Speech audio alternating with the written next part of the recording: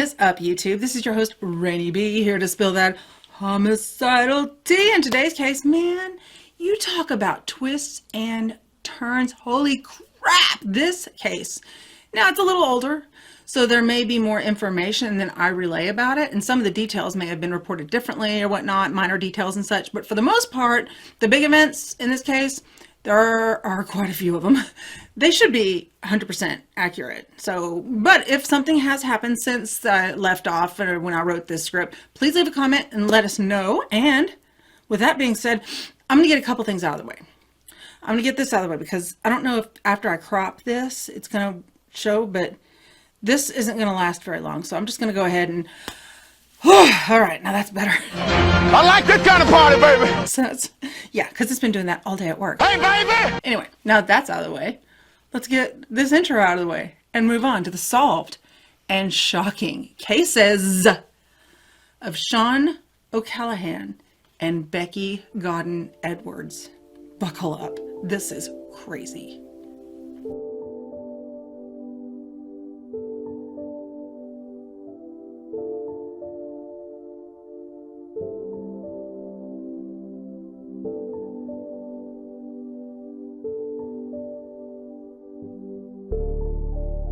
Sean O'Callaghan always had a bright smile on her face, sparkling green eyes, just gorgeous. The 22-year-old had just relocated to Swindon, a moderately sized English town in Wiltshire.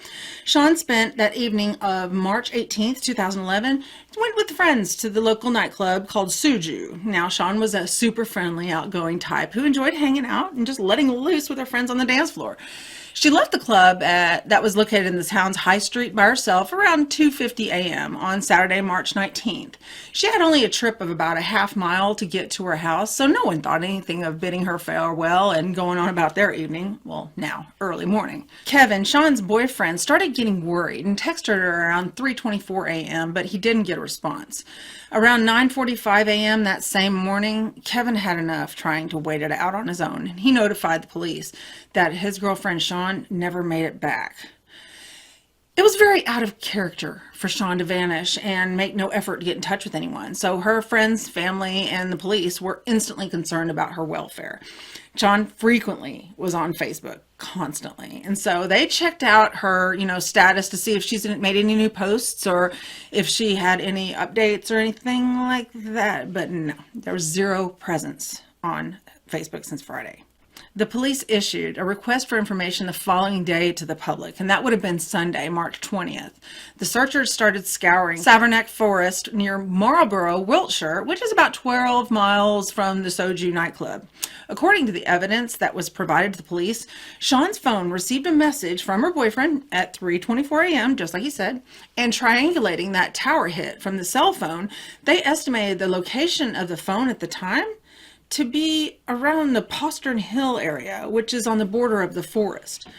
Sean had to have been driven out to the woodland nearly immediately after leaving the nightclub at 2:52 a.m., according to the timestamp on the messages. The journey time to the edge of the forest, according to Google Maps, is about 20 minutes. She had to immediately have been swooped away and taken there. When police reviewed the CCTV footage, remember, CCTV footage, not that great quality. It's primarily to see what's going on, but not the details of what's going on. So with that in mind, they scoured the footage of that night. And they also discovered that Sean had been seen walking away from the nightclub and toward her apartment. But that's not all. They also saw a car approach her and stop for 1 minute and 4 seconds total. And it obscured any view that the camera had because of the headlights. And like I said, CCTV cameras, they're just not high quality. So something like as bright as headlights will do nothing but saturate the video in blinding white light. And when the car turned around, Sean was gone with it. The blurry image of the vehicle vanished into the night, taking Sean, her unknown driver, and any clue of her eventual destination with it. Sean's boyfriend, Kevin, made an emotional public appeal for help that following Monday, March 21st. Police continued to search the vast Savernake forest with the assistance of about 400 volunteers. Two of the searchers who were speaking with the ITV News both said that Sean was the sweetest girl you could have ever met. Well, along with the public interest in the case, what also happened to bring attention to her disappearance was the fact that a private donor made a £20,000 reward. That's like 28 grand in US dollars for information leading to Sean's return, or information even just leading to what had happened to her. So the public interest definitely was on the uptick. But what happened next is a bit of luck, finally, that pierced its way into the investigation. Police obtained a license plate for the vehicle that they thought that may have picked up Sean after reviewing the dash cam footage from several of their Swindon police cars that were out and about patrolling that night. Well, the plate, it came back to a local man named Christopher Hallowell. The license plate that it belonged to, the car, was a taxi. Okay, now, that would have made me, if I were like a family member or a friend, that would have made me feel a lot better. I mean, it's not just some stranger. It's a working driver. I mean, you can relax a little bit, right? Well, armed with this new information, police followed Hallowell as he drove his cab into the countryside on March 23rd. Now, they made their observation go under the radar of sorts. I mean, just in case he was up to something. They didn't want to spook him too much. But what they saw him do was jarring. He appeared to be trying to burn and dispose of what looked like seat covers from a vehicle. Now, in a sick twist of irony, they also spotted that the taxi had two Find Sean posters in its rear window. The plot thickens. Continuing their surveillance on Hallowell, investigators witnessed him buying large quantities of medications. Well, at that time, police swooped in and detained him because they were afraid that he was about to make an attempt on his own life and maybe commit suicide, and that if he succeeded, they would never learn what happened to Sean or where she was. They started asking Hallowell questions, just your standard, what you doing, why were you there, da-da-da. And he would respond to every single comment about Sean with no comment. Well, normally, I mean, that would be fine. And the police would just transfer him to a local police station for further attempts of information regarding this case. Stephen Fulcher, though, the case's head detective, he was a brilliant detective, 28-year veteran of the department. He had an idea, and he also had a gut feeling, so he had to follow it. The police convoy carrying Hallowell made a slight detour at Barbary Castle, an Iron Age hill fort located about 5 miles, 8 kilometers, south of Swindon, en route to the police station where they would eventually take Hallowell. Fulcher, he had that hunch that there was a chance that they could still discover Sean alive if they could get Hallowell to talk. And he needed to talk as soon as possible because, missing persons cases, the time is up against you the entire time. So we need to get information. We need to get it now. Now, this is what's considered a crime in action. Like, there's a girl's life at risk. There's no other person on the earth who may be able to help this girl. There was no cavalry that was coming. I mean, it was up to Fulcher and his squad against a life and death ticking time clock. And they had to hedge their bets when they could. And that's what they did. So, screw procedural normal rules. It's time to go rogue and get whatever information they could, however they could. See, Fulcher speculated that Hallowell might be holding Sean in the vicinity of Barbary Castle. When he arrived, he made the decision to, in his words, plead with Hallowell for Sean's life, while another officer recorded everything that the two men said. Hallowell initially declined to respond, just saying no comment, no comment, no comment. But then the men took a short walk and smoked cigarettes beneath a clear blue sky, and it was eerily relaxing and anxious at the same time.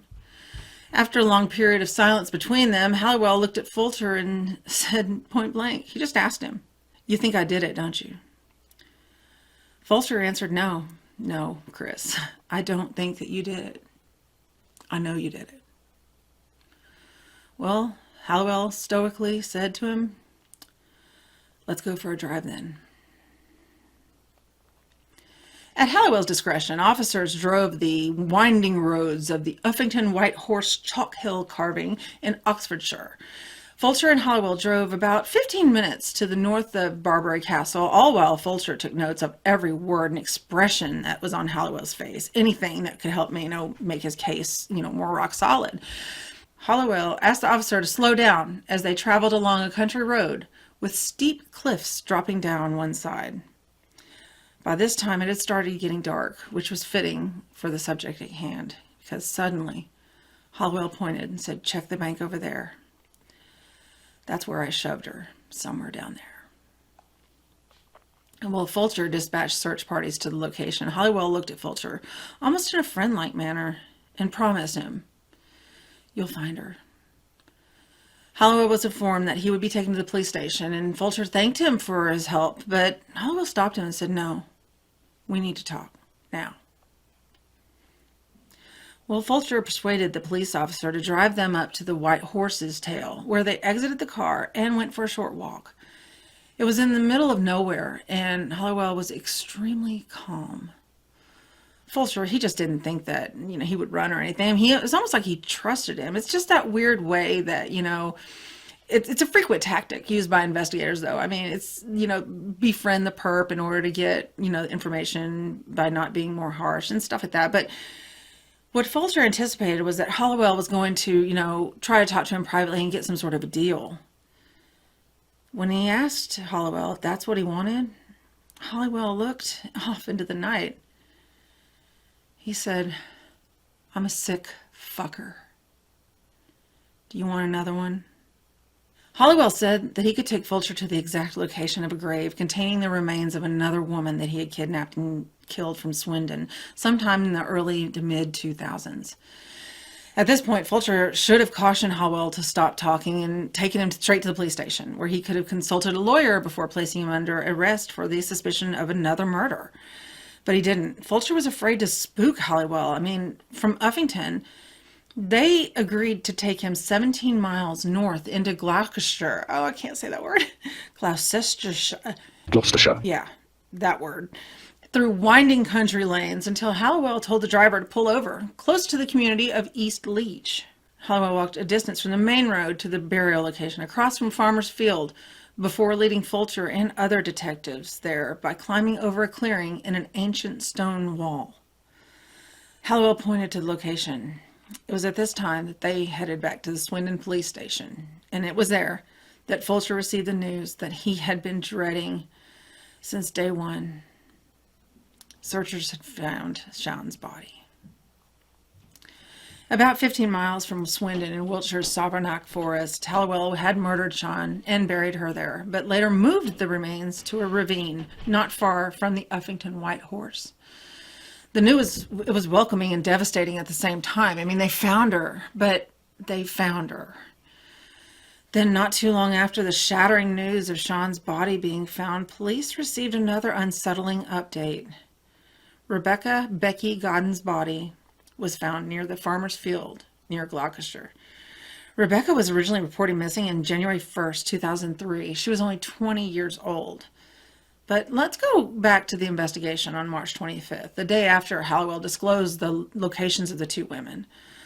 Halliwell was actually officially charged with killing Sian, and then they would, look into further evidence about Becky Godden. I see you for what you truly are, which is ugly.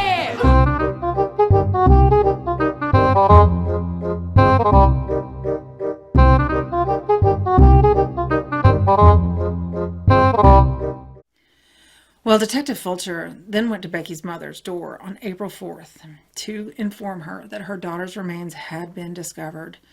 In a gut-wrenching twist of fate, Becky would have actually turned 29 years old on that same day. When Becky vanished, her family attributed it to her struggle with drug addiction. I mean, Becky had not been in constant contact with her family since 2002. They speculated she might have relocated to Bristol and severed ties from her family to protect them from her downward spiral of addiction. She didn't want them to see her fall so hard because addiction grabbed her and it took her down hard. Becky's mother stated at a news conference on April 11, 2011, she told me she loved me so much that she couldn't keep putting me through this torment of her drug addiction and that she was leaving and wouldn't come back until she was clean. Well, they never saw her again. On May 23rd, 2011, Hollowell was officially charged with murdering Becky Godden. But get this. The court ruled in January 2012 that his admission to killing Becky was inadmissible. Because Detective Wiltshire and the police in particular did not follow protocol when they detained Hollowell for kidnapping Sian. As a result, Hollowell would not be able to be tried for killing Becky. Now, what's important to know is that the law saying that you guys know about Miranda rights. I don't need to tell you all about that. Well, they don't apply when there's a crime in action. Remember, we said that phrase earlier. When there's a life at stake and that's where laws are actually able to be bypassed by investigators and certain procedural norms that could jeopardize them from finding someone who is at risk of losing their life. You can kind of skirt around that. But the second girl, Becky, she was already dead. There was no crime in action. Therefore, Miranda rights were required at that time. Hollowell's trial for the murder of Sian Callahan began October 2012. Hollowell was implicated in Sian's murder based on forensic evidence, such as her blood on the seat covers in his taxi and his DNA found on her body. The confession had to be taken off the record as well because it was in the same mention as Becky Godden Edwards, and that wasn't admissible because she was an alleged victim, because there was no confession. But thankfully, Hollowell pleaded guilty, and Justice Laura Cox gave the 48-year-old a life sentence with a minimum of 25 years to serve. That's not where this case stopped, though. Detective Wiltshire's career, it was over. Becky Godden's father, John, filed a complaint against Wiltshire and the entire department about how they handled Hollowell's arrest because he felt that his daughter had no chance of ever receiving justice now. And this was true. Even though Becky's body may never have been found and her death may never have been connected to Hollowell without Wiltshire's interviewing strategies, his quick chemistry building and all that with Hollowell, the choice to let Hollowell drive him to the scene, Becky's body had sat undisturbed for 8 years at this point. So, she could have never been found otherwise, but now that didn't matter. In a formal investigation, Wiltshire was found guilty of gross misconduct for violating police protocol, particularly for failing to read Hollowell his rights when he initially confessed to killing Sian Callahan and Becky Godden, and for speaking to 2 journalists about the cases. Detective Wiltshire, he left the police force in May of 2014, and at that point he described himself as unemployable in the UK. I hate to say it, but I can see both sides. There are laws that you must follow to protect the wrongly accused, Ray Crone, and those laws are in place for a reason, Ray Crone. But if you can get information on another murder, can't you bend those a little? No. But still. Anyway, Detective Wiltshire, he had a spotless record prior to the finding of egregious misconduct. He started at the force when he was 21 years old, and he'd only received praise for his efforts, and it was all he ever knew, and it was his passion. And it was stripped of him by making a split decision to try and help locate a missing girl for a family that otherwise never would have been able to bring their daughter home, possibly. But that very family sued him, and it was the impetus for Wiltshire losing his job. That sucks. But I do think it's important to state that John Godden, Becky's father, he had every right to be upset and even seek legal action due to this. He truly believed that he would not ever be able to get justice for the death of his little girl because of this. Recreations of the events of this case and dramatizations that have aired really, recently, they unfairly painted Becky's family as the whole reason that a man lost his job. But when you look at the law, and the law has no emotions. It either is or it isn't. 1 or 2, not 1.5, not 1.3, it's 1 or 2, period. So that, combined with the unbearable grief and paralyzing despair of losing a child and without recourse, who can blame that family? I know I sure don't. I just think it sucks for everyone. But there's always hope for things to change, right? Well, there sure is. Becky's family had their prayers answered on March 31st, 2016. Christopher Hollowell was formally charged with Becky Godden Edwards' murder. And in September of that same year, after just 2 hours of deliberation, this motherfucker had the nerve to plead not guilty, whatever. The jury found Hollowell guilty of killing Becky Godden Edwards. He received a whole life imprisonment, meaning that he's not eligible for crap. No, you're going to die in prison, boo. And that is rare for the UK. I won't go into a lot of details regarding Becky's case. I mean, that poor girl, she had a drug problem, and I'm not going to like sling her character through the mud. She was struggling emotionally, and she did whatever it took to pay for these habits. So the prosecution stated that Halliwell was a client of Becky's, and even the judge said Halliwell was controlling of Godden based on the facts of the case. I mean, he stated that Halliwell used her for whatever he wanted to. He took advantage of her vulnerability as a drug user and a lady of the night. I mean, the judge also said that he was satisfied with the full term sentence because there are real similarities between the two murders. And it's important to note that there were also 9 years between these two murder cases, and it's not really normal for a killer to take a vacation from killing. Detective Sean Memory, the senior investigating officer in the Godden case, said the police are certain that there must be other victims out there. And whether they're sexual in nature or otherwise, could even be women that have been kidnapped or even worse. The department refuses to believe that this was his first offense from being convicted of just being a burglar in the 1980s, escalating all of a sudden to murdering young girls in the 2000s. I don't think so. Sean wasn't murdered until 2011. So what happened in the interim 8 years after Becky? What is even crazier is that they found that Christopher Halliwell spoke candidly in 1985 when he was in prison for what I assume was burglary. And he was talking about wanting to be a serial killer.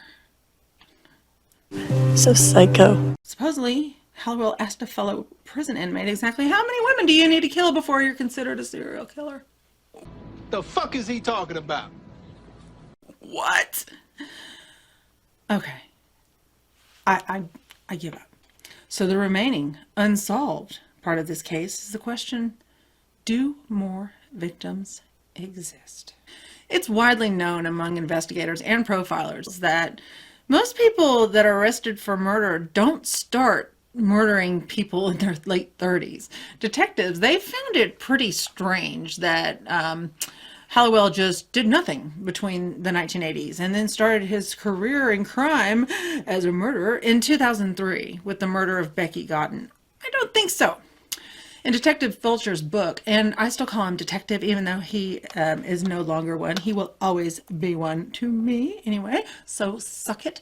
Back to the story. Detective Wiltshire stated in his 2017 book titled Catching a Serial Killer that Halliwell had a prodigious inclination to murder. In Wiltshire's estimation, there could be as many as 1 to 2 victims a year with this kind of personality type. Now, with his experience, this was just what he learned to be typical of these kind of killers. And again, the murders of Becky and Sean happened 8 years apart. So what's really interesting, and that gave me the heebie-jeebies, is that Halliwell offered up the location on Becky Godden's gravesite. Remember that?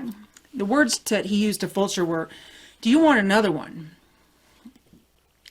Why are you saying another one? Don't you mean the other one? Not just another one? Seems suspect to me, but whatever. Wiltshire, along with numerous other crime junkies, web sleuths, and investigators, YouTubers like yourself, that people all over the globe believe that Halliwell may actually be involved in numerous cases of other missing women. Women who were like kidnapped at night, maybe, from an urban area, like Swindon. And then a lot of these women that were found that haven't been solved were brutally murdered. Their bodies were later discovered in isolated or rural areas. Cases such as Jackie Wayne, sometimes known as Linda Guest. She was a 35-year-old mother of 3 from Bristol that was kidnapped and killed on the night of April 21st, 1985. That next day, April 22nd, 1985, her body was discovered 7 miles from Bristol in an area close to the community of Frampton Cotterell. It was reported that a man who matched Halliwell's description was spotted nearby both the abduction scene and the location of Jackie's body. That also they noticed that this man was driving a white van. Well, then there's 32-year-old Mother Yvonne Fitt, another lady of the night, working near Leeds, and she was kidnapped and murdered on July of 1992. Her body was found in a rural area, a cemetery near Otley, West Yorkshire. This was near where Halliwell was living at the time, and seriously, we aren't even close to being done. In March of 1993, Carol Clark was working the streets of Bristol's red light district and was kidnapped and killed. Her body was recovered from a canal in Sharpness, Gloucestershire. Halliwell? Huge narrowboat aficionado, and he lived less than 40 miles away at the time from the crime scene. He knew those canals like the back of his hand. Stretch? Maybe. Maybe not, considering this guy was, killer of sex workers and preyed on women of the night. He doesn't deserve any benefits of any doubts.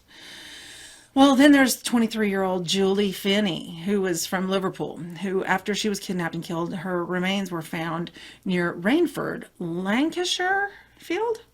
The same Rainford, Lancashire field that Halliwell was living less than 4 miles from at the time. But then what about Melanie Hall? She was 25 years old at the time of her disappearance. She worked at the Royal United Hospital in Bath, Somerset. She disappeared on June 9th, 1996, following a night out at Cadillac's nightclub. It wasn't until 2009 that her skeletal remains were found near the South Gloucestershire village of Thornbury. Another possible link to Halliwell?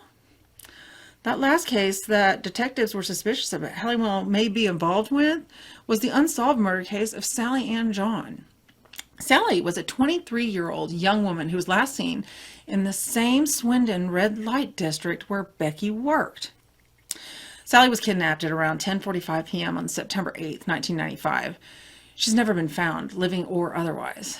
There are a lot of people that love and miss these women, and the very least that Halliwell could do, since he's in prison for the rest of his life anyway, is to assist officers in these cases. Or either that or just say, absolutely not. I'm telling you, I have nothing to lose. I didn't do anything with these. And then let him be eliminated. But he refuses to even grant interviews regarding these cases, and he's denied knowing anything about them. The same way he knew nothing about Becky, huh? Well, there's actually quite a few more missing persons cases that tie to Halliwell, but I figure we could just highlight the first few. We would be here literally all night if I went through all of them. It's pathetic. However, in May of 2014, strange turn of events. A forensics team that was following up, searching the areas where potential evidence of Halliwell's deeds could possibly be located. They were searching an area near Ramsbury, Wiltshire, roughly 12 miles south of Swindon. Police discovered women's clothing and shoes scattered in and around a pond. Detectives got permission to drain the pond, and approximately 60 items of clothing were found to be in this pond, either buried or near it. The items that they found included Becky Godden's cardigan and the actual boots that Sian had been reported wearing the night that Halliwell had taken her. They also located a firearm, though not much else was reported on this shotgun. This piqued the detectives' interest, though, so they did another search of Halliwell's property and recovered a pair of women's underwear that did not belong to either Halliwell's wife or daughter. He has a wife? I'm a little freaked out. What did she think about all this? Joke's on you! I'm into that shit! Anyway, those items are still being forensically tested and compared against other cases, along with the 58 other items of clothing and women's possessions that were found at the Ransbury site.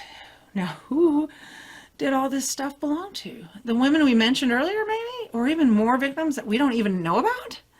This guy is just an iceberg of hatred and rancid worthlessness, and we may never know the extent of his evil acts.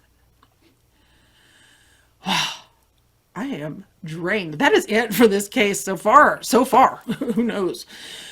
I'm speechless at this one. It's absolutely crazy. I hope that I covered this well. No. I mean, there's so much about this case and so many cases that are intertwined with it.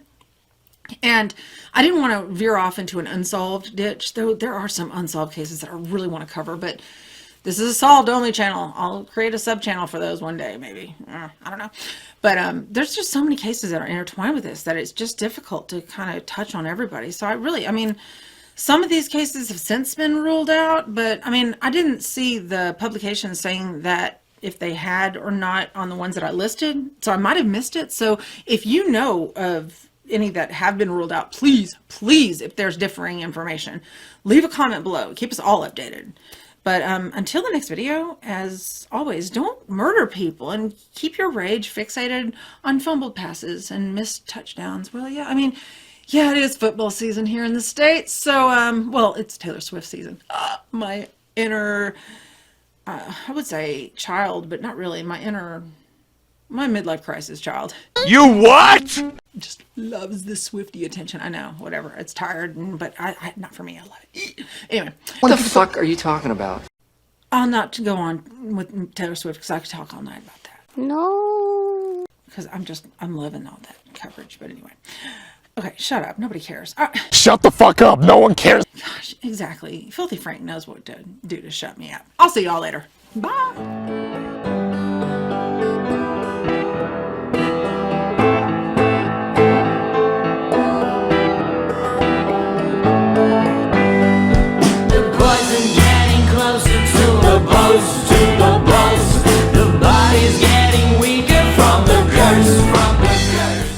Doesn't change too much because I had to switch out the cards.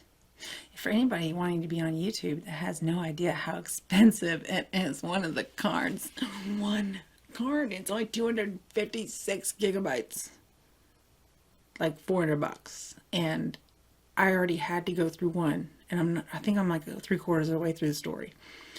So yeah, to get one that's like the size that I really need, it's like $1,000. So if you want to get on YouTube, you better have money, because otherwise you're going to be... Yeah, I'm probably going to cut all this out. Either that or put it at the end of the video. All right, here we go.